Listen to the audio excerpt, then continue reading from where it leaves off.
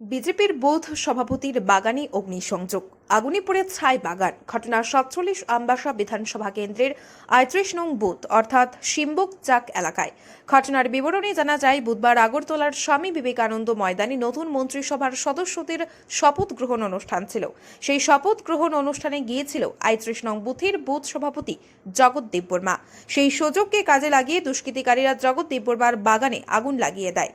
এতে বাগানে থাকা আনারস, সুপারি ও রাবার গাছ পড়ে ছাই হয়ে যায়। শপথ গ্রহণ অনুষ্ঠানে শেষে বাড়িতে গিয়ে অগ্নিকাণ্ডের ঘটনা প্রত্যক্ষ করেন বাগান মালিক জগৎ দেববর্মা। ততক্ষণে গোটা বাগান পড়ে ছাই হয়ে যায়। এই ঘটনার খবর পেয়ে বৃহস্পতিবার শিম্বুকচাক এলাকায় ছুটে যান বিজেপির ধলাই জেলার সাধারণ সম্পাদক আশিস ভট্টাচার্য। ওনার সাথেই ছিলেন ৩৭ নং বুথের সাধারণ সম্পাদক সহ বিজেপির অন্যান্য কার্যকর্তারা। আশিস ভট্টাচার্য ঘটনাস্থল পরিদর্শন করেন এবং বাগানের মালিক তথা বুথ সভাপতির সাথে কথা বলেন। ধারণা করা হচ্ছে বিরোধী রাজনৈতিক দলের কর্মীরাই এই অগ্নিসংযোগ করেছে।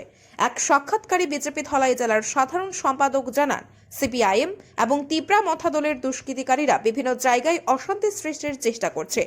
আমবাসায়ও একই কায়দায় অশান্তির পরিবেশ সৃষ্টি করতে চাইছে তারা, আর তার জন্যই বুথ সভাপতির বাগানে আগুন ধরিয়ে দেয় দুষ্কৃতিকারীরা।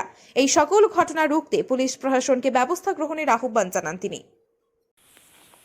আমরা আজকে সকালে জানতে পারি, এখানে আমাদের শক্তি কেন্দ্রের কনভেনার স্বপনদা আমাদেরকে ফোন করেছে, যেখানে আমাদের কার্যকর্তা যে ৪৭ আমবাসার ৩৮ নম্বর বুথ শিম্বুকচাক এলাকায় আমাদের কার্যকর্তা জগদ্দার বাগান, সুপারি বাগান, রাবার বাগান, আম বাগান, তারপর আনারস বাগান, সব কিছুতে দুষ্কৃতিকারীরা আগুন ধরিয়ে দিয়েছে। গতকাল আমাদের ভারতীয় জনতা পার্টির দ্বিতীয় সরকারের শপথ গ্রহণ সমারোহ অনুষ্ঠানে আমরা সবাই আগরতলাতে ছিলাম, আস্তাবল ময়দানে। সেখানে এই বুথের কার্যকর্তারাও, জগদ্দা যিনি এই বাগানের মালিক, আমাদের বুথ সভাপতি, উনিও আগরতলাতে গিয়েছেন। তো এই ফাঁকে দুষ্কৃতিকারীরা ওনার বাগানটা জ্বালিয়ে দেয়। তো সরকার আমাদের দ্বিতীয়বার আমরাই ক্ষমতায় এসেছি, আর এইভাবে সারা রাজ্যে একটা ভয়ের পরিস্থিতি এবং বিভিন্ন সম্পদ, বাড়ি ঘর জ্বালানো থেকে, বাগান থেকে জ্বালানো থেকে, সমস্ত কিছুতে এই দুষ্কৃতিকারীদের হাত, বিশেষ করে সিপিএমের হাত। তা আমরা এটাকে তীব্র নিন্দা জানাই।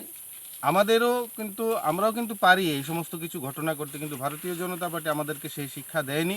যেহেতু সরকারে আমরা আছি, আমাদের দায়িত্বও বেশি, মানুষের প্রতি আমাদের কর্তব্যও বেশি। তার জন্য আমরা আমাদের কার্যকর্তাকে বলি যে আপনারা ধৈর্য ধরুন, যারা দুষ্কৃতিকারী তারা নিশ্চয়ই ধরা পড়বে এবং আইনের পথে চলবে।